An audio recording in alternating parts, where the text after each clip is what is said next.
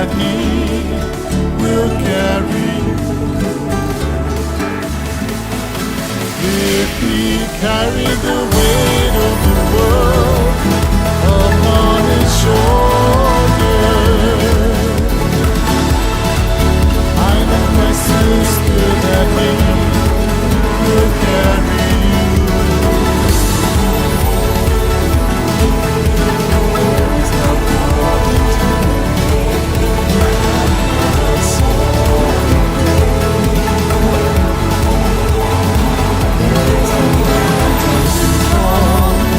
He cannot do. There is no story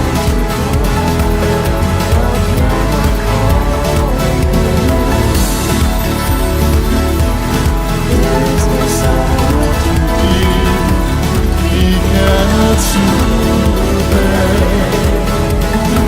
If He carried the weight of the world upon His shoulders, I know, my people, that He will carry you. No, no, He cannot do it.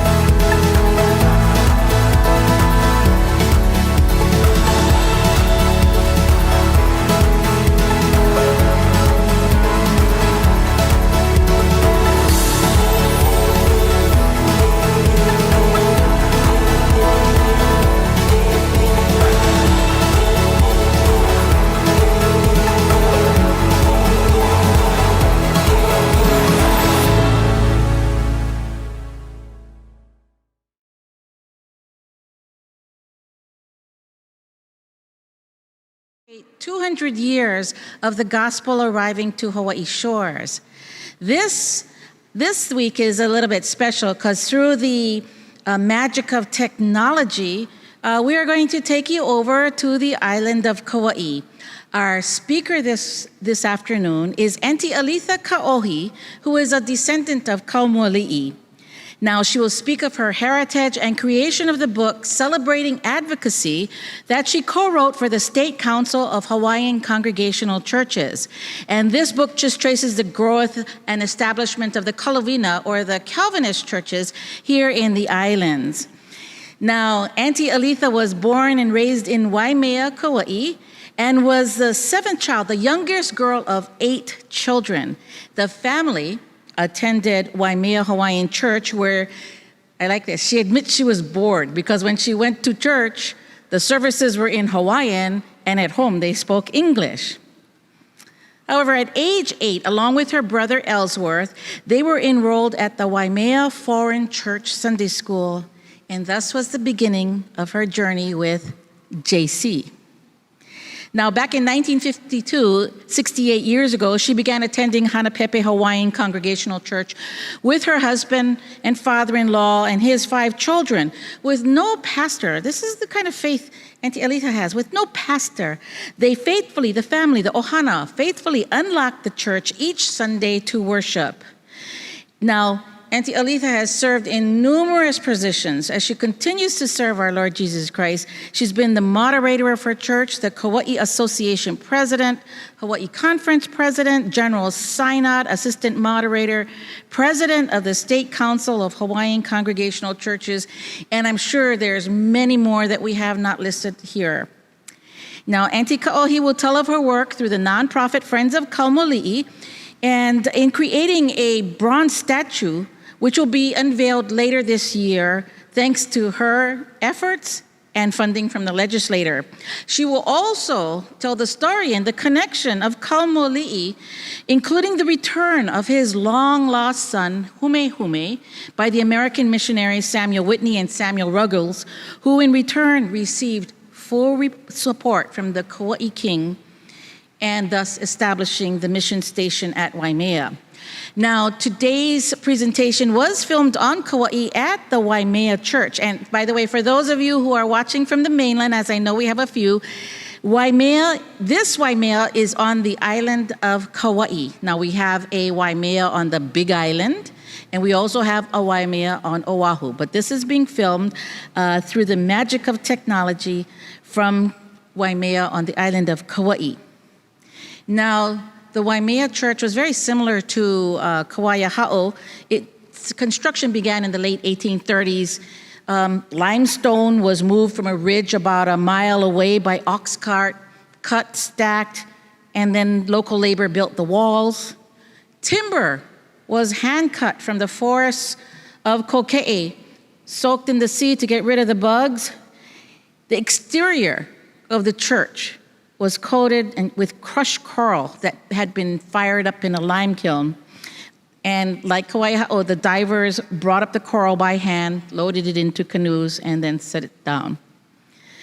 The first worship service was held in 1854 when only the walls and the roof were finished. Now, as a note, this historic church was nearly completely destroyed in 1992 by Hurricane Iniki. However, they did complete an award-winning restoration using the original records of the construction and reusing as much of the old materials as possible. Now, the ministry and mission of this historic church continue to be blessed by Christ, as we all are today. So we're going to cut away to Auntie Aletha, and she will present her presentation. After that, remember to stay tuned because we will come back on for a live Q&A session. So thank you across the ocean to Auntie Aletha, Lon Malapit, who helped us with the filming, and also to Chris Cook, who helped us in just the coordination. Mahalo, and here you go.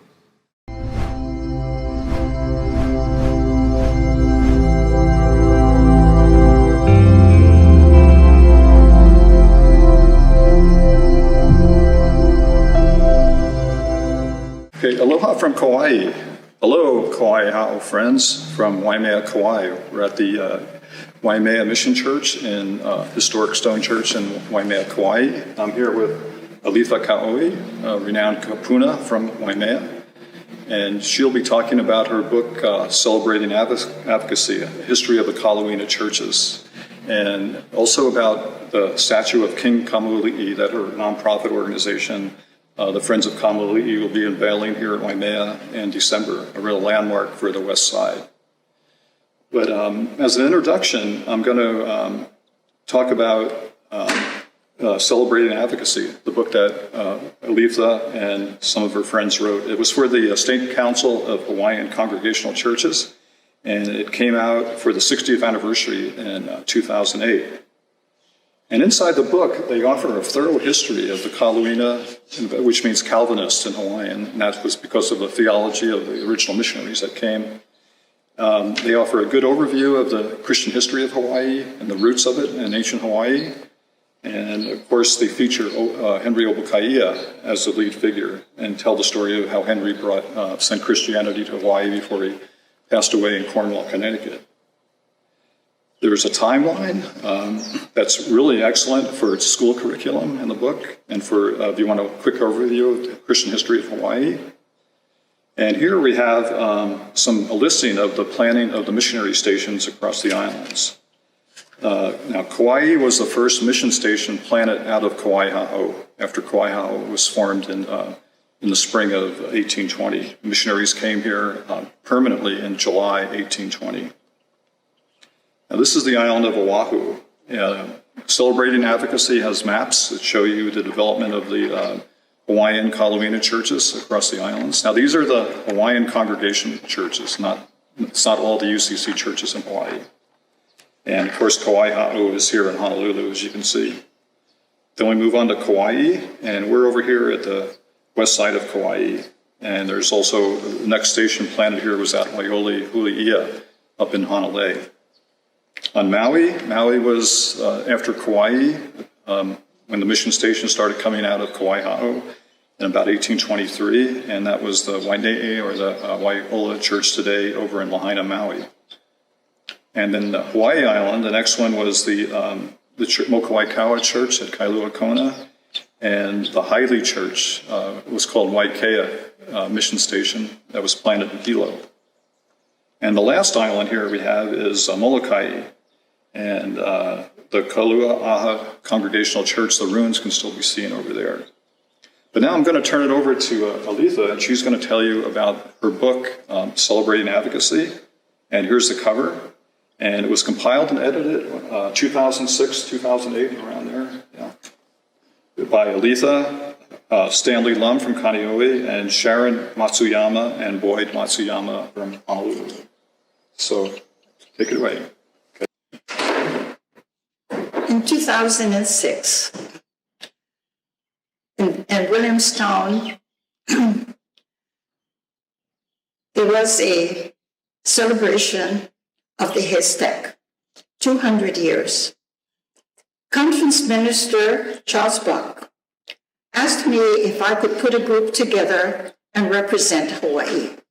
So a party of 5 of us went up to Williamstown, where Williams College is, and celebrated with the church and the community of the haystack story. The haystack story is when there was a storm. It was raining so hard that there were students from the Williams College that hid in a haystack. Now, somebody from Hawaii could not imagine how you would hide under some straw. But anyway, they did. And while they were under the haystack, they dedicated their lives into the foreign mission, which became the American Board of Foreign Mission. There were several foreign missions, but one of them was Hawaii. They were inspired and by Opukahaia, who was there on the East Coast there. Opukahaia had lived in Hawaii and saw the death of both his parents in a battle.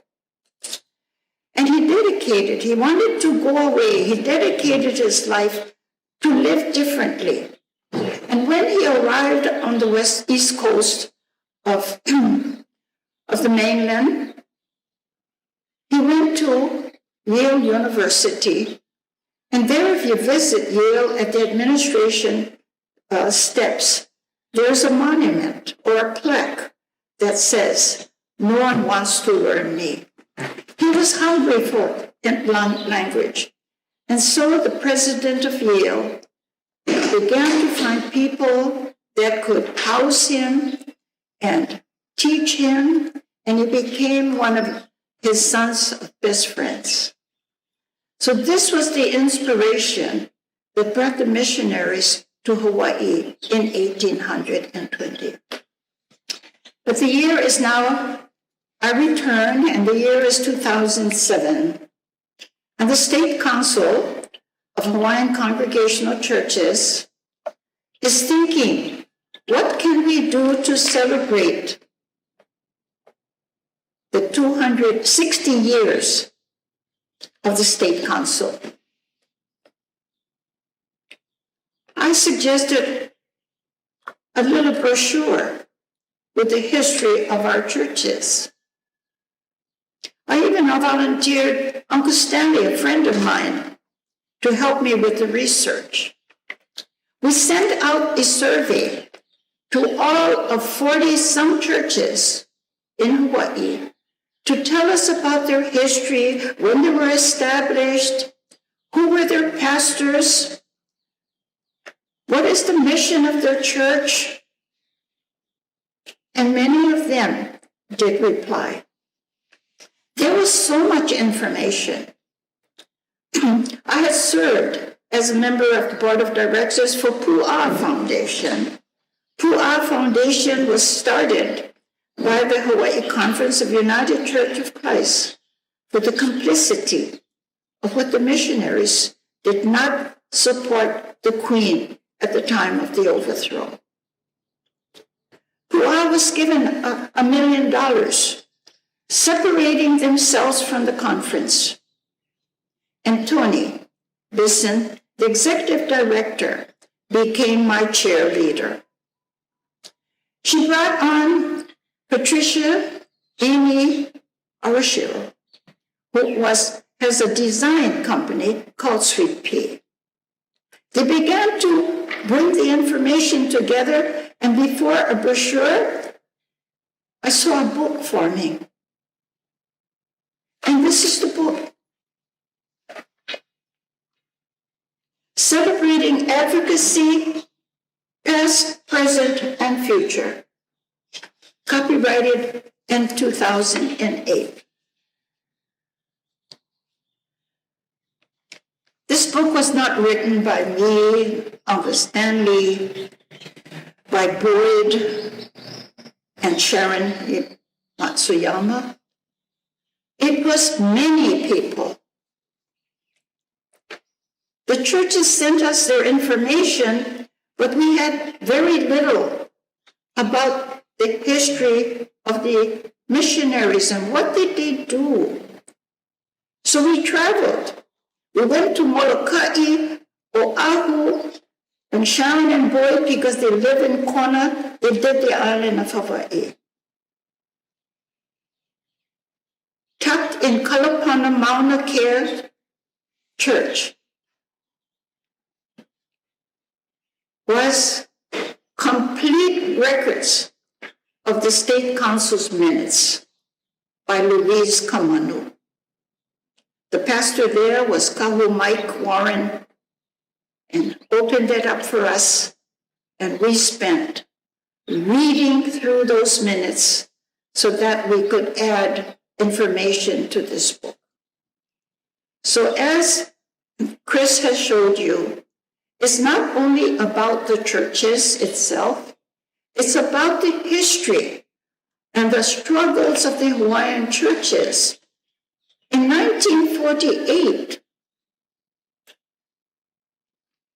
there was a Ahapai Aina, which is the gathering of all of the churches. And there was a petition that the Hawaiians wanted to have an ethnic group. They approved. But by 1950, 2 years later, it was withdrawn. In 1952 was the first Ahapai Aina that I attended at Kaumakapili Church. I was 20 years old. This was all new to me. But I was taken in by Reverend Sam Keala, pastor of Kaumakapili, and Reverend John Mulholland, who had been my pastor at Kamehameha School. And I sat between these two men, and if I didn't get one ear full of something, the other one would tell me something. A resolution was entered into the Ahapai Aina. And that ethnic churches were going to complete. And that was the beginning of the State Council of Hawaiian Congregational Churches. I cannot thank the many people that were involved in creating this book. I will tell you that Uncle Stanley and I never met together to write the book. I was on Kauai, computer and phone. He was in Kaneohe, Oahu, computer and phone. Pat Patricia. They put it together. Patricia designed this book.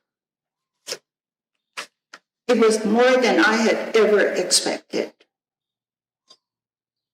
Boyd and Sharon Matsuyama, when there was not enough information about a church, they would visit. They would take photographs, because many of the photos that they sent us was not printable. It was hard to see. But all of these people, Charles Buck, conference minister, John Derby, the head of the foundation of the Hawaii Conference, and countless people, our three senior kahus, Hawaiian kahus, Kimo Mersberg, Bill Kaina, and David Kaupu, their work in the church we reflected on, and they are also given credit in this book. So, how did we print it? Where do we get the money? It's no longer a brochure. It's a book. We were grateful for contributions from the J.M. Wilcox Trust. From the Kahu Wong Endowment, the Association of Hawaiian Evangelical Churches. All of these provided the fund to publish this book, which was published in Hawaii by Hagedorn. Hagedorn closed, they were sold. And then 2020, what are we going to do for our bicentennial? Someone suggested revising the book. And as one of the authors, I said, no. The information in this book is good. Perhaps the first book that you can take in hand that covers most of the history of the Hawaiian churches. What do we do? I suggested an addendum. Not a revision, but new information about your church. Sadly, only 15 churches replied. It will be an addendum. I needed help, and so Chris Cook here has come to help me. We do not have the template because Hagedorn was sold. Sweet Pea design is on the mainland. So Chris Cook has recreated the addendum to look like this book. To appreciate the addendum, you will have to have this book. The State Council does have perhaps another 100 copies that we could. Once it was printed, every church, whether Hawaiian or any UCC church, part of the Hawaii Conference, were given free copies. Copies were given to every public library and the University of Hawaii. Okay? So they're around. You can borrow them. But I just want to share this one story about a woman that was in in Hilo. She was in a used shop, and they were just about ready to close. And she found this book. And as she was thumbing through, the lights dimmed to tell them that they were going to close. Oh, I don't know whether I should buy this. So she inquired and found out it was only $1.50. She wrote to the conference to ask them how she could buy more copies, because in the book talks about her grandfather and her uncle at the Waihe'e Church on Maui. I received the letter from the conference, spoke to her on the phone, and she told me, I want 2 copies. I told her, $10. She looked in the back of the book that was sent to her. It said $20. She sent me $40. Some people didn't value the book. It went to a second hand. But maybe that was a way that she would find it and she would be able to. So this is what has happened. Many people have called when they see a copy, they see their ohana listed, they want a book. Yeah. So this is my story, and as one of the authors, I feel honored that people have found this book to be really worthy. Thank you, and mahalo to all. This is a story of King Kaumuali, the last independent king of Kauai. This is my story, told to me by my father, who was a historian, a native Hawaiian who was born in 1890. He was also schooled by his grandparents, Ke Kua Kipale Iliahi, Kauaka Ikalani, who was a kahuna anana. A kahuna anana, but a reflector. She was the one that sent back the evil spirit. And his grandfather, Kapaukani Olono Okainoa Ho. He was the keeper of the waters. When my great-grandmother could not see her pupils, her students, were failing, she would send her husband up into the mountains to get this bad water, and the children's eyes were washed. But if they still failed to see, then they were returned to their parents. This was the environment and atmosphere that he grew up in. Kaumuali was never referred to us as children as Kaumuali. He was called Papa. And I would accompany my father to the shoreline at the mouth of the river. And he would slip into Pa'ula, which was a heiau at one time, made into the fort by the king. There was no trespassing signs around. The fort was surrounded by sugarcane. But my father made these annual trips into that enclosure. He would come out and I would say, Papa, what is inside of that wall? And what did you do? Oh, I paid respect to Papa.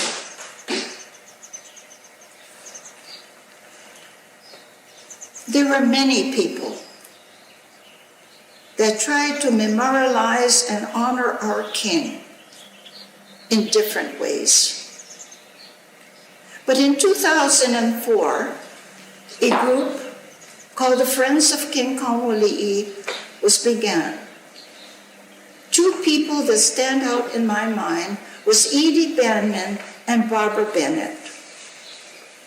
They held parades, fundraisers, and their mission was to build a statue in Lihue. I must say I was not in favor of that. If there was to be a statue of the king, it should be either at Wailua, where he was born in 1780 at the Holoholo Kuheau. The highest lineage was Kaumuali of all the ali'i in Hawaii when he was born. Or in Waimea at Pa'ulaula, known as the Russian Fort. Well, if not in Lihue, not in Wailua or Waimea, how about the community college? Because Kaumuali believed in education. 3 years, they folded. At the same time, the cape and helmet of Kaumuali came to Kauai from the Bishop Museum to be on exhibit at the Hyatt Regent, and then at the Kauai Museum. I attended both, but at the Kauai Museum, the executive director, Carol Lovell, had people sign in if there were families of Kaumuali. There were several.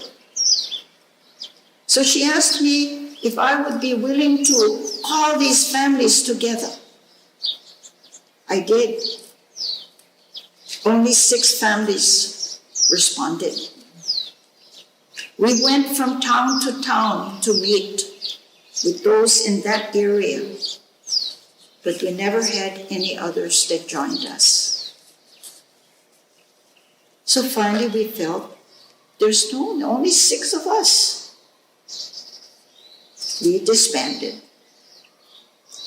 But in 2012, Lee Croft, an author and a teacher, a professor in Arizona, had written a book called Arm Wrestling with Kamehameha. Barbara Bennett brought him to visit with me. As I thumbed through the book, there was a painting of an ali'i, no caption.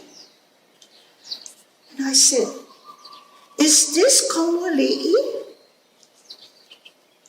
And he looked at me and he asked, "Why do you ask?" "Because I'm having chicken skin."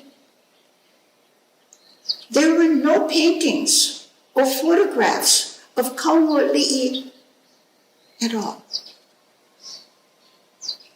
At least we could see his face. Wow, I had chicken skin. The artist was Brooke Parker, a Hawaiian. Contacted him. He gave me unlimited use of the photograph. I got inspired. I wanted to do something. I talked to Barbara Bennett. So she and I reactivated the Friends of King Kaumuali. But I said, "Barbara, we can't start with a statue. We have to start with education. Our children do not know who Kaumuali is. I knew because I'm Ohana. But the other children don't know." I was in a classroom and I asked the 4th grade graders, and I said, does anybody know who Kaumuali is? After scratching their heads, stampering, and Highway 50. And somebody said, there's a school over by Honolulu.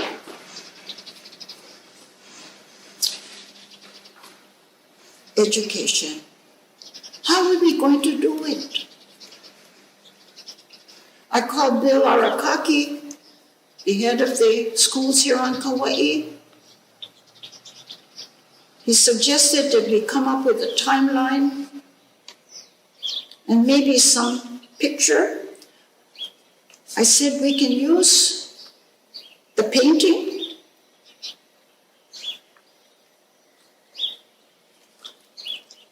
I give credit to the Kauai Hindu Monastery. They printed for me and for Barbara 1,000 8x12s, 1,000 cards, and 800 18x24 posters. Bill Arakaki distributed these to every classroom, public, private, charter schools, and if there were only any home schools, which comes under DOE, they were welcome to come and get it. He encouraged that the May Day program talk about Kaumuali. Our former Mayor Bernard Carvalho named in 2014 the Year of the King. This was education, awareness of who this king is. We also paid for compositions of music, poster contest for kids. Ho'olauleo. I became speakers everywhere, storytelling. All of this to the point that now we can have a statue. We wrote a grant to the legislators, GIA grant, and we were awarded $220,000 in 2018. It's been a long journey. With the pandemic and everything else, everything's been held up. We just had our commissioners' hearing of entry into the park, the county permits. We now have a contractor on board. We have solicited for funds because the money is not coming from the state as it should. And I have gone out to seek a loan of credit line so that we can start the construction. We can begin, but there's many steps that we have to take before that happens. The statue is completed. It's in California. Maybe today it's been picked up it went from the foundry to the packer to the wharf. We have received donations for the shipping, and it will be on a vessel that comes directly to Nauwili. I would say that maybe within the month, we will have that statue. But we're not ready to have it placed on its pedestal. It will have to go into storage.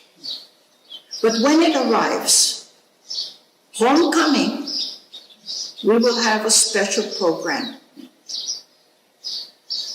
Then it will be taken to Princeville at the heiau there. It will be stored in a warehouse there, which has security and locks and everything. It will remain there until probably 2021.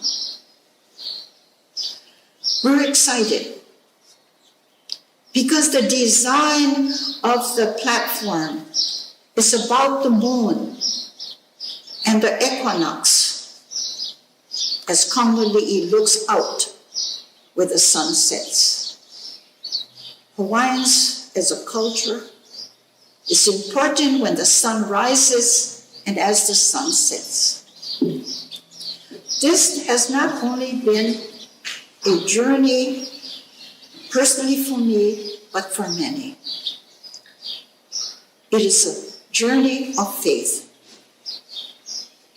I feel that I've been called to do this. At 90 years old, God will have to call me and catch me by surprise. There's so much more work to be done. And following, once it has been up on its pedestal, looking out toward Ni'ihau to the west of Kauai, sitting on a 6-foot pedestal and 8-foot statue.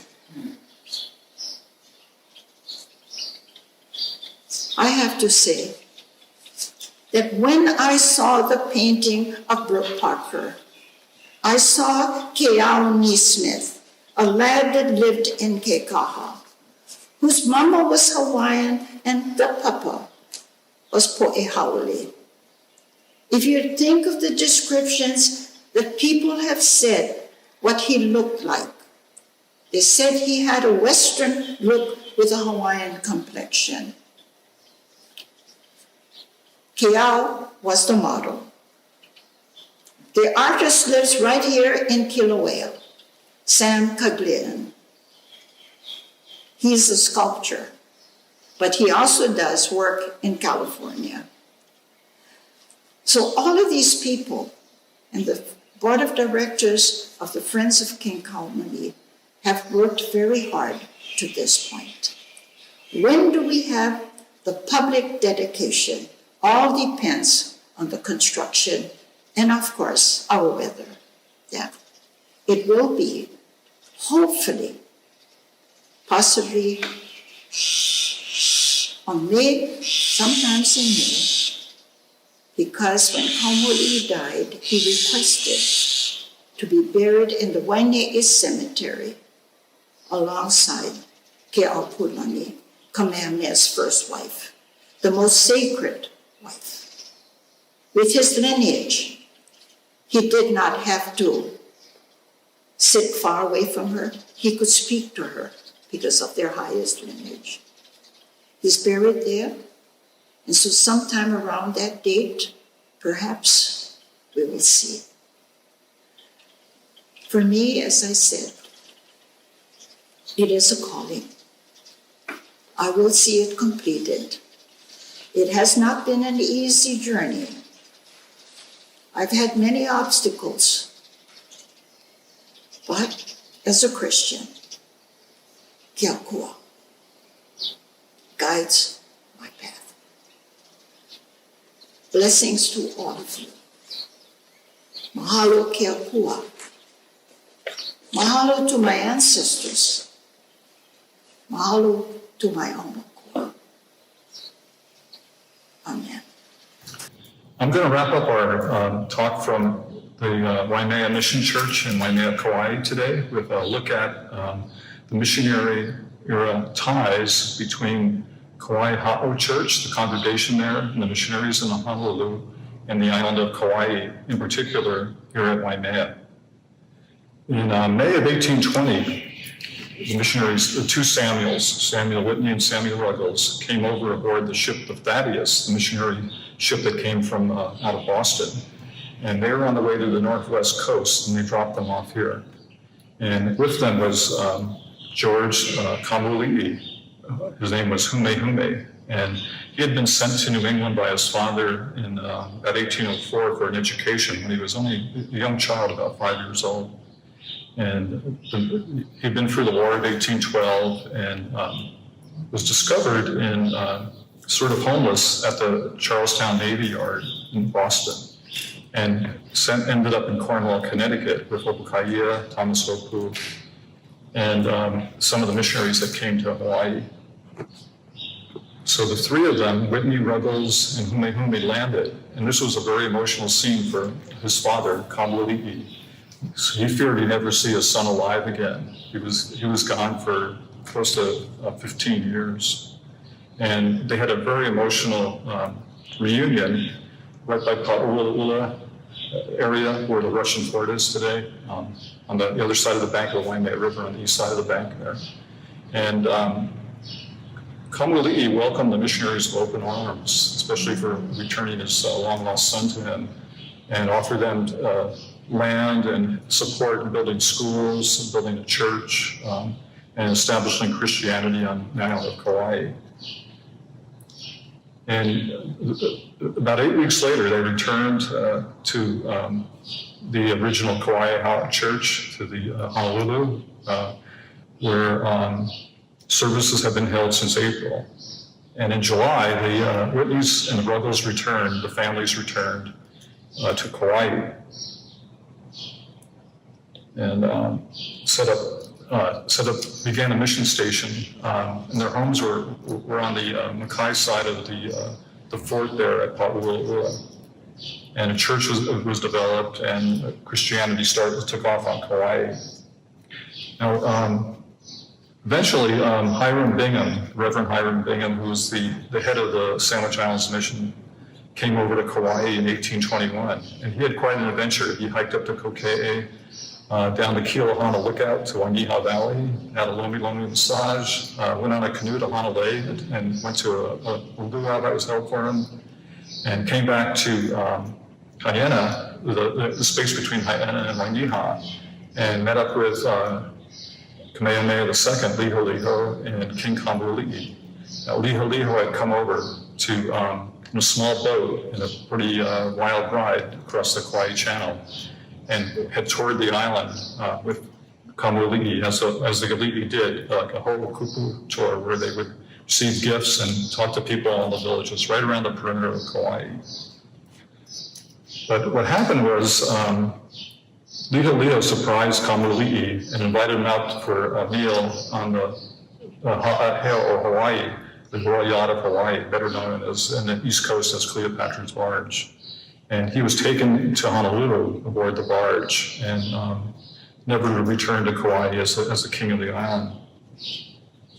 And about this time, Hiram Bingham wrote a really nice piece about the beauty of the west side of Kauai.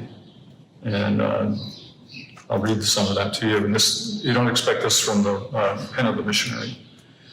To a spectator from the missionary's door or from the fort, that's the Russian fort, or either precipice, is presented a good specimen of Sandwich Island scenery. Now, this is Bingham, around where Pa'ula'ula Heiau was, where the Russian fort is, looking out towards Ni'i now. On a calm and bright summer's day, the wide ocean, foaming surf, the peaceful river with verdant banks, that's the Waimea River, the bold cliff and forest-covered mountains, the level and fertile vale, the pleasant shade trees, the green tufts of elegant fronds on the tall coconut trunks, nodding and waving like graceful plumes in the refreshing breeze. Birds flitting, chirping and singing among them. Goats grazing and bleating and their kids frisking on the rocky cliff. The natives at their work, carrying burdens or sailing up and down the river or along the seashore in their canoes, propelled by their polished paddles that glitter in the sunbeam or by a small sail trimmed, or riding more rapidly and proudly on their surfboards on the front of foaming surges as they hasten to the sandy shore. All give life and interest to the scenery, but the residents of a Christian missionary toiling here for elevating thousands from Sabbath to Sabbath in search of the riches of Jesus were proclaimed amid the ruins of temples. This gave a particular charm to the scene, which it never for ages had seen, and which Captain Cook, when he gazed on this landscape, did not expect it would ever have. For it was the opinion of the navigator that the fairest isles of the Pacific never be evangelized. That's what Captain Cook wrote in his journal, is that he never expected missionaries to come to the Pacific. So Kaumuali was married in November of 1821 to Kaumuali, Kamehameha's leading queen. And they began to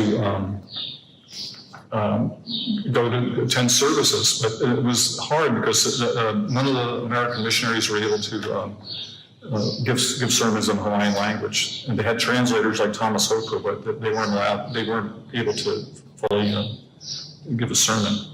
In April of 1822,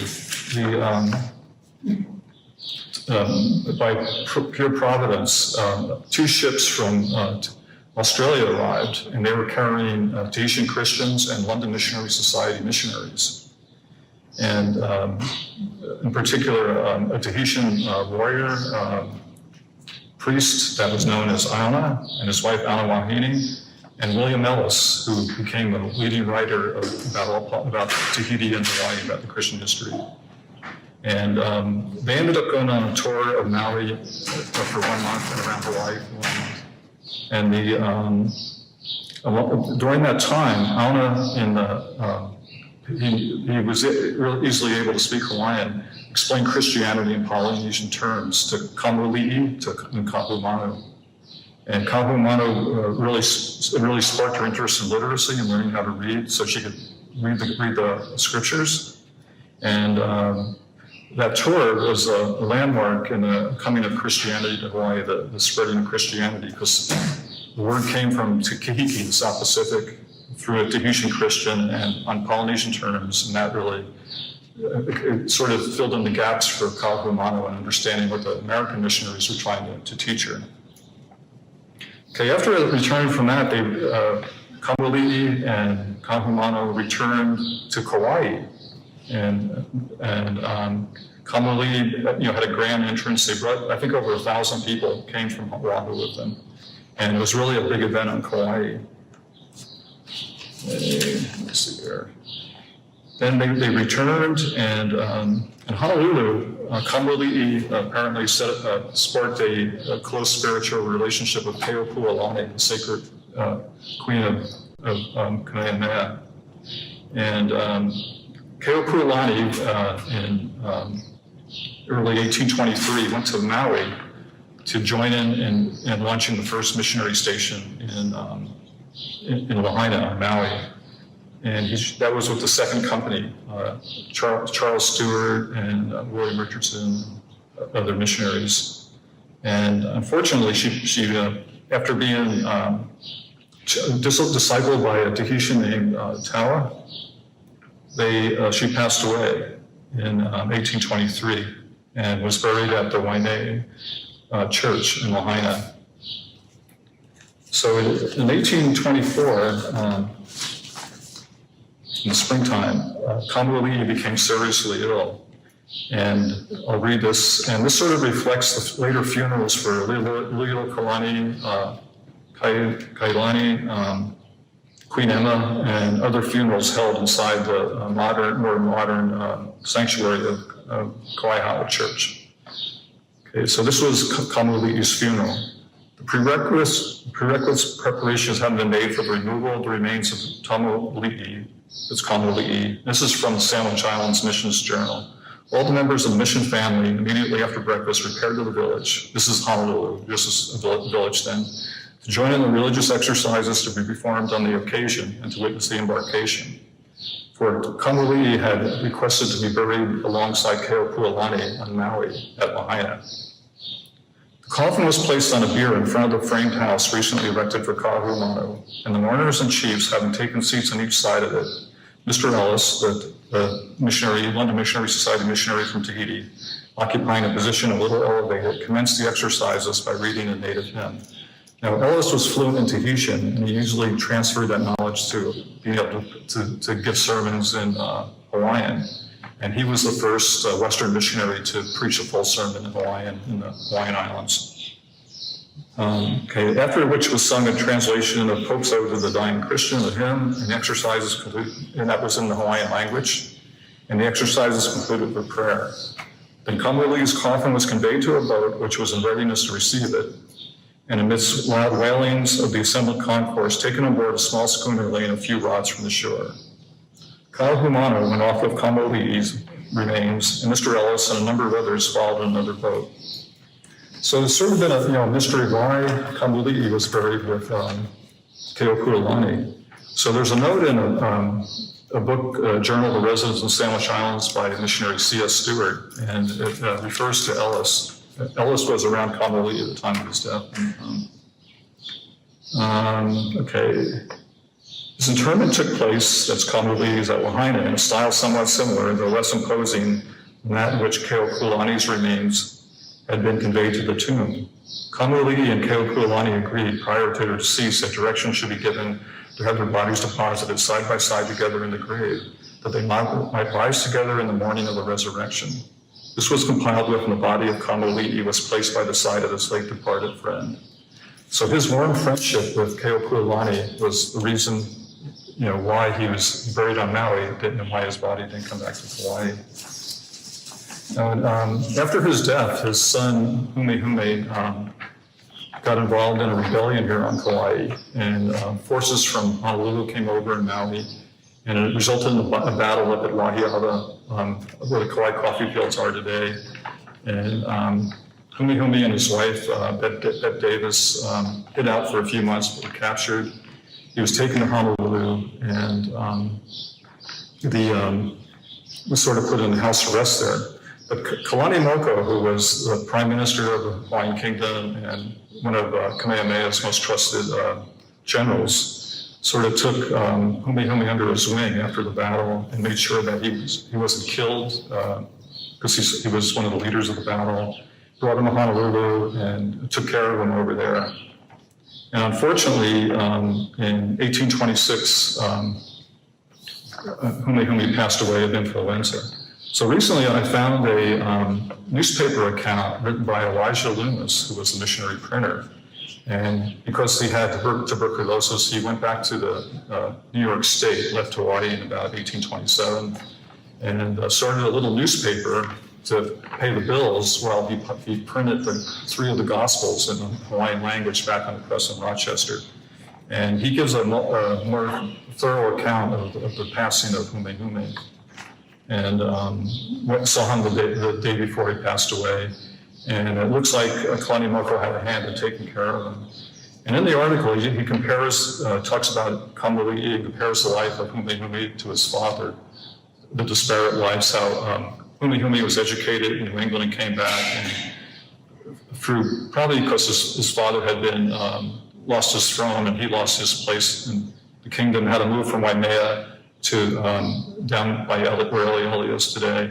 He was sort of shattered by that and just a tragic life he had.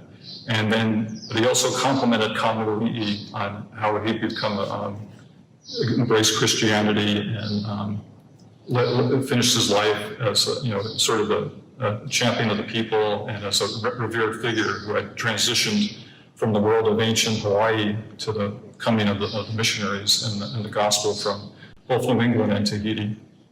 So it's really interesting story.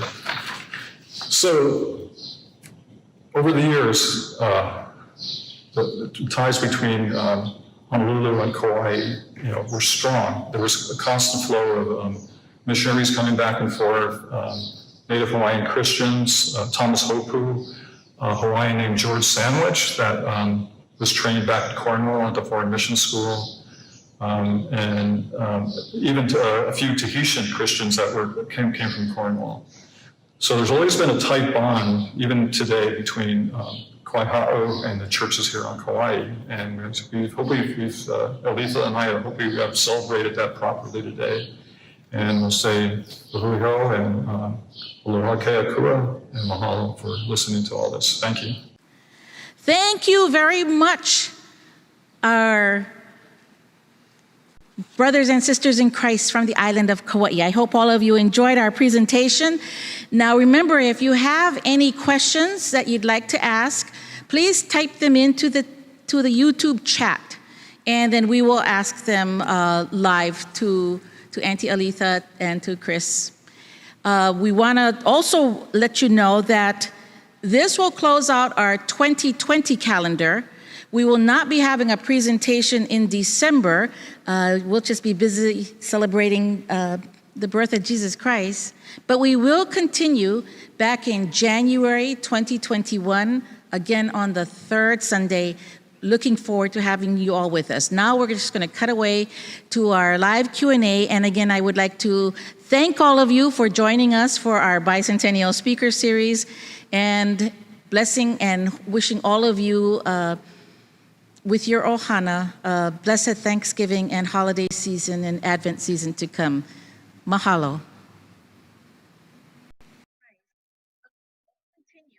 And all of you, third Sunday, ohana, blessed Thanksgiving. Now we're just going to cut away to our live Q&A. And again, I would like to thank all of you for joining us for our Bicentennial Speaker Series, and blessing and wishing all of you blessed Thanksgiving and holiday season and Advent season to come. Mahalo. Okay, aloha everyone. Thank you again for joining us. And just in case, my computer is having technical difficulties. In case it goes dark, Keiko and Malia and Auntie Aletha and Chris there will be able to answer any questions for you. But again, we want to thank you, Auntie Aletha, for joining us in Kauai. Thank you very much to Chris also for helping us here. Very interesting. I think many of us local people have always wondered why Kaumuali, the ali'i from Kauai, was on Maui. So now we have a little bit more insight into that. And thank you very much. Now, as we're waiting for people to type questions on YouTube, one of the questions that I had was, did he actually convert to Christianity like Keopuolani and Ka'ahumanu? And so, Chris, I don't know if you are having technical difficulties there.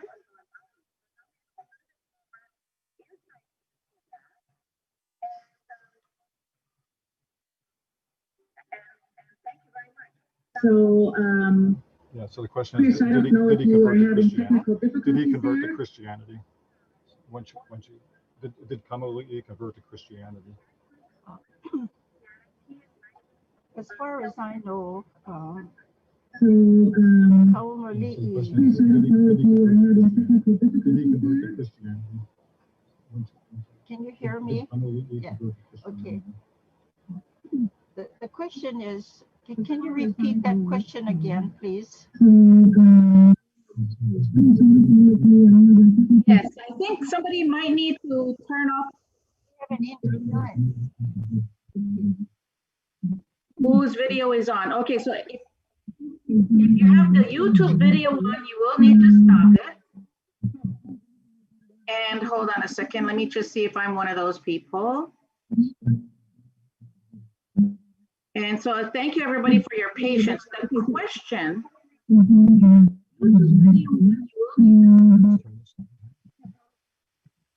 okay, the question that I have for Auntie Aletha is, did Kaumuali'i also convert to Christianity like Keopuolani and Ka'ahumanu? Yeah, we're getting like a reverb or something. Okay, the question that I have for Auntie Aletha Yes, it's sort of delaying. did Kaumuali'i also convert to Christianity?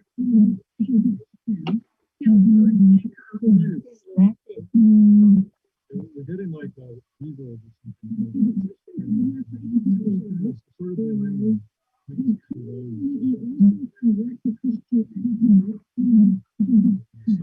Okay, so I'm not sure what the situation is here. Naholo, can you chime in and help me here?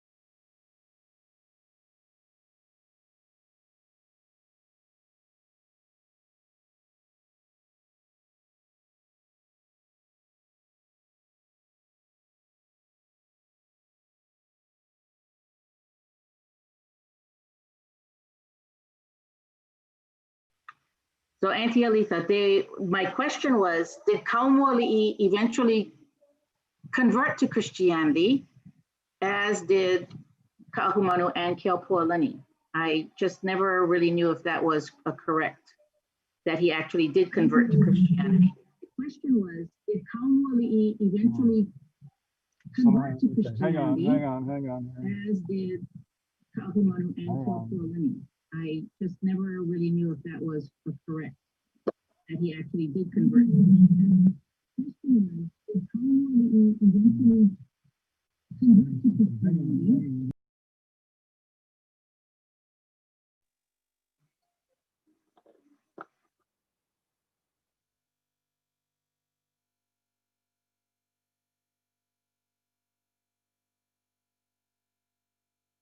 Okay.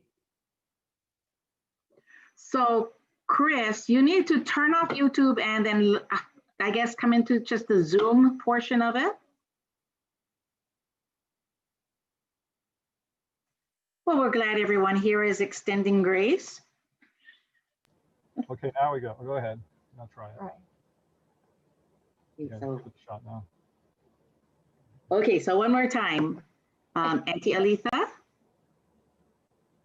Okay, did Kaumuali'i convert to Christianity? Thank you, Pulani, right? No, just Kaumuali'i. We're interested in that.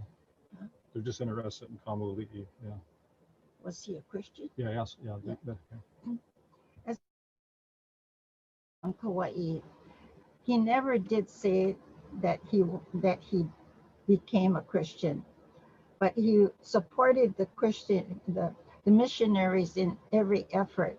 In fact, when he first arrived in in May with Ruggles, when he met Ruggles and Whitney and the son Hume, it was almost like a biblical story that Hume was coming home. He had no idea that his son was still alive, but he told the missionaries, "Go, bring your families, and I will build you schools and churches." And he kept his word. Yeah.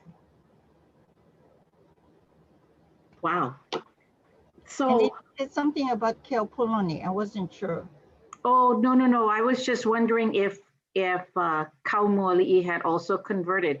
So now, when Kaumuali'i sent off his son, what was the intent of him sending Hume, and how did he end up with Opukaha'ia? Because we know they didn't go out there together. Okay. This is my family story. It may not be somebody that wrote something, okay? Papa says that his kupuna shared with him that Hume was sent because of a lot of unrest in the islands.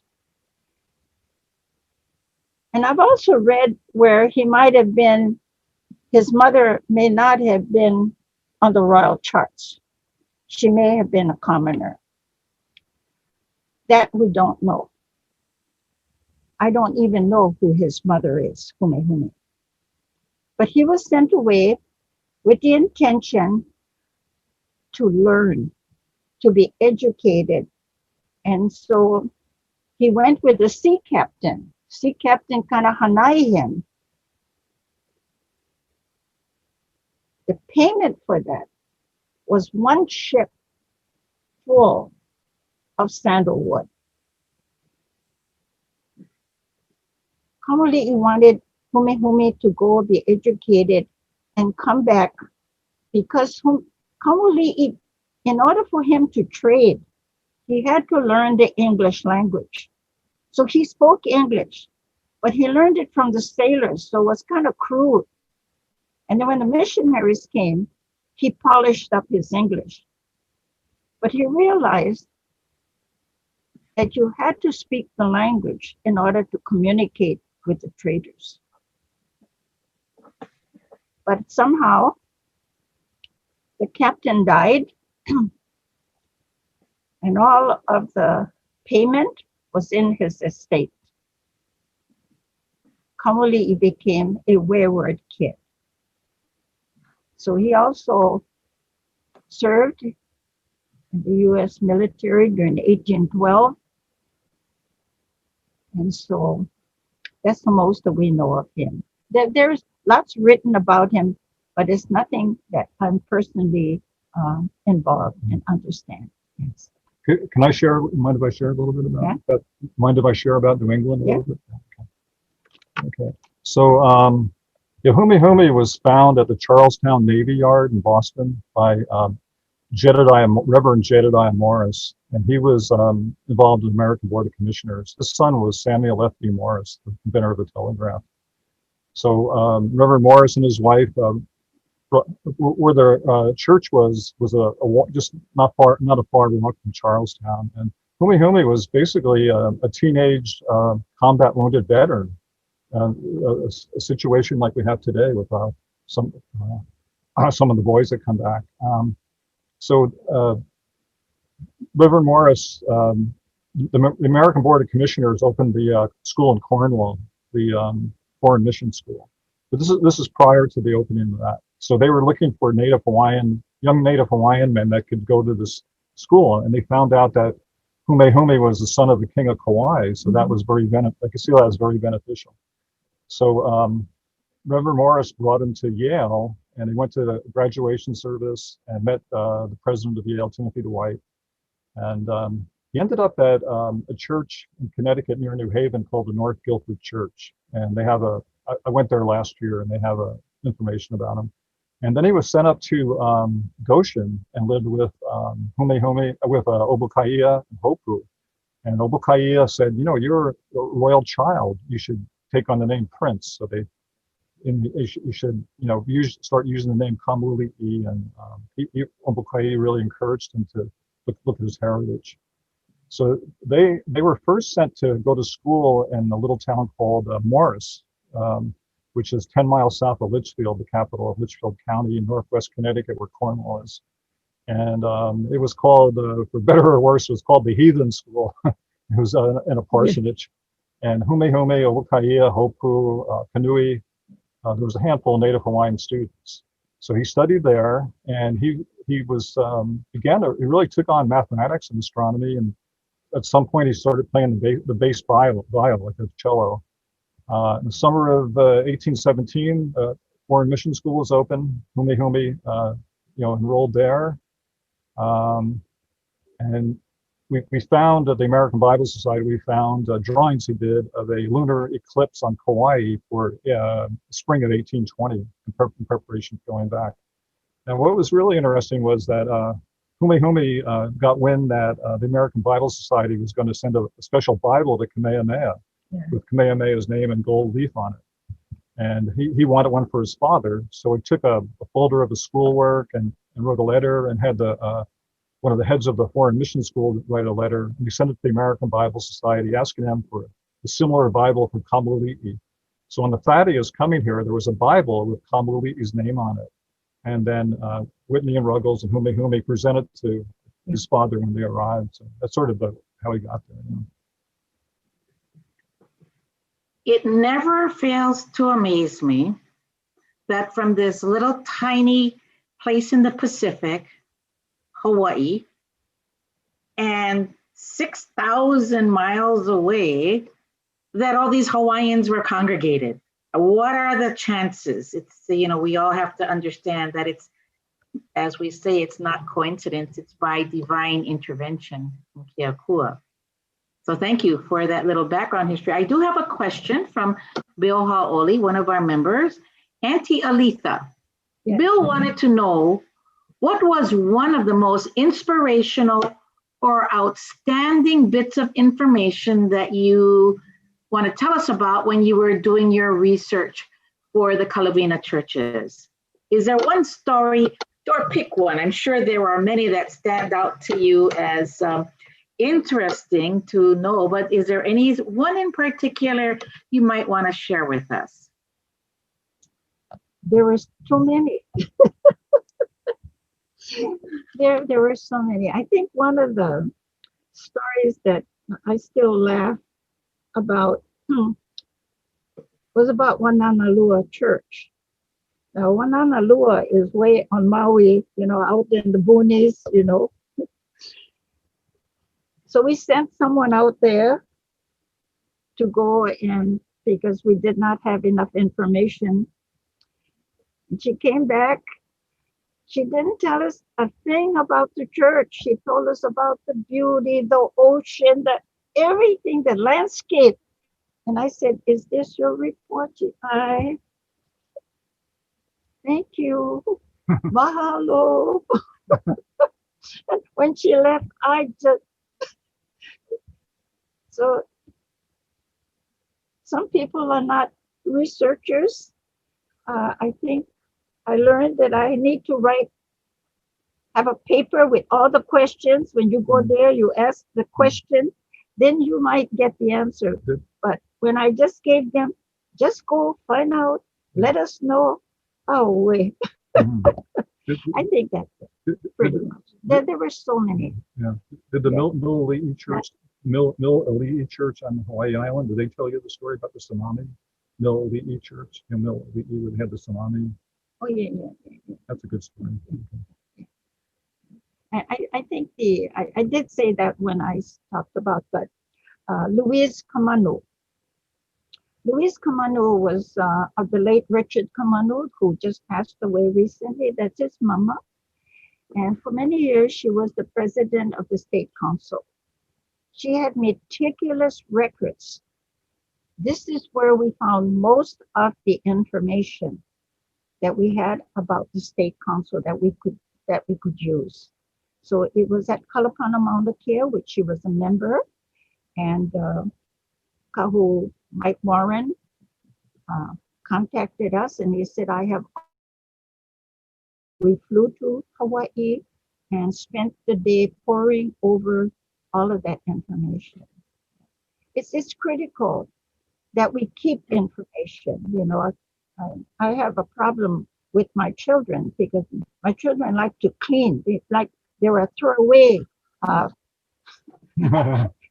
They live in a time of throwaway. I call it paper towels. Yeah, paper towel you throw away. But I keep thinking, the day I die, they're gonna pull up a U-Haul and they're gonna dump all of these. But I hope that doesn't happen. Anyway, yeah. So are there other questions? Yep. Alnani, we're in Aletha's command center in her house here, and her family's Kuleana and Waimea. So I guess I can't show it to you, but it's wall to wall. We're on ancestral line. Yeah, she has an amazing amount of knowledge here all around us. It's really amazing. Yeah. I could see the file cabinets in the back. It's like, and Aletha, I absolutely know what you mean about cleaning. Two cabinets with five drawers. Cool. Okay, so thank you. Yes, I see Keiko has a question for you. Go ahead, Keiko. Yes, Auntie Aletha, thank you so much for the calling that you received to be part of this important book, because all of our stories, God's stories, have got to be captured. So thank you very much for your part, and bless you for that. I do want to, as you grow up and being the part of the ohana of the king, and as you heard your dad is taken to this stream annually to pay homage, is there any more that he might have shared with you about Kaumuali and Keopulani and the funeral that was held for Kaumuali, and how he was given a Christian funeral and all that? Was there any kind of details? And because as Hanani asked about his conversion to Christianity, because I do read that he got very interested, obviously, in the Bible, and he is known to have been reading the Bible. So unfortunately, I don't think he got baptized prior to his death. But I don't know if in the oral history and the stories that your dad shared with you, if there was anything insightful like that. It's hers, not mine. So they're asking you, is there any more about Kaumuali in Christianity? Okay, I this was taped quite some time back. Yeah, I have to tell you that the statue is home. It arrived Thursday. This this is Sunday. Thursday, Monday, I got a call from the shipper that it was already going to dock at Nawili Wili, directly from California to Nawili Wili. And, and so it was like pulling together so that we would have some ceremony of homecoming. And so on Friday, we met down at Alikoko, and most people call it the Menehune Fish Pond, which is out in Huli'ia. And for years, you could not see the river. It was covered with mangrove. And a nonprofit has gone in and they cleared all of that out. And so we met on the shore there. They have a little hale and they have an ahu, and we met there. Strangely, I had asked a woman to help me to do the oli and the kahea, and last minute her sister died. She could not be there.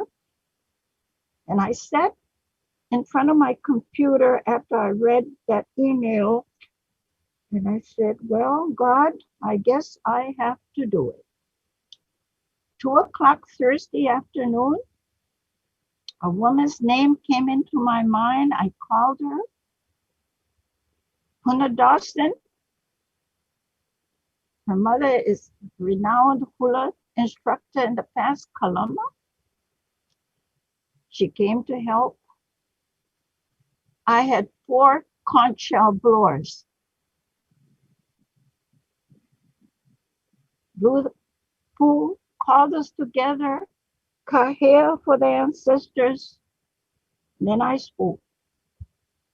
Many of them, there were only 14 of us there, but many of them had no history, had no idea about Kaumuali's legacy. So I spent a few minutes sharing with them the long journey, the obstacles. And let me tell you, obstacles are human beings, not spirits. Not Hawaiian spirits, it's human beings. Many obstacles that you get to feel this must be God's plan. So whatever is God's plan, you just have to do it. It was beautiful. It had rained. And when we began, the rain stopped, the sun rose.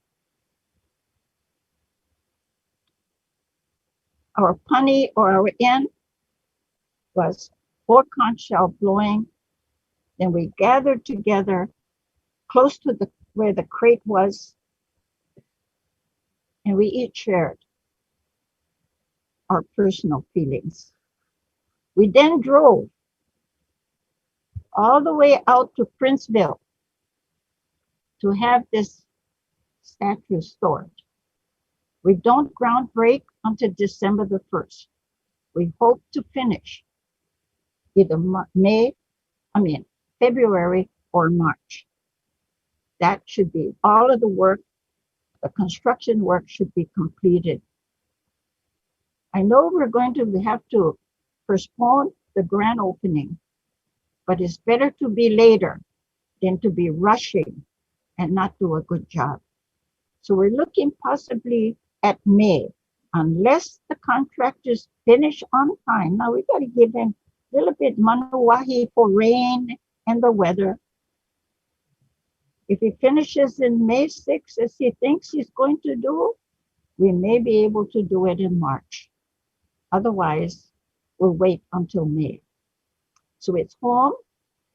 When we're out at Princeville, it was very difficult because this crate is 10 feet by 4 feet. I don't know the width.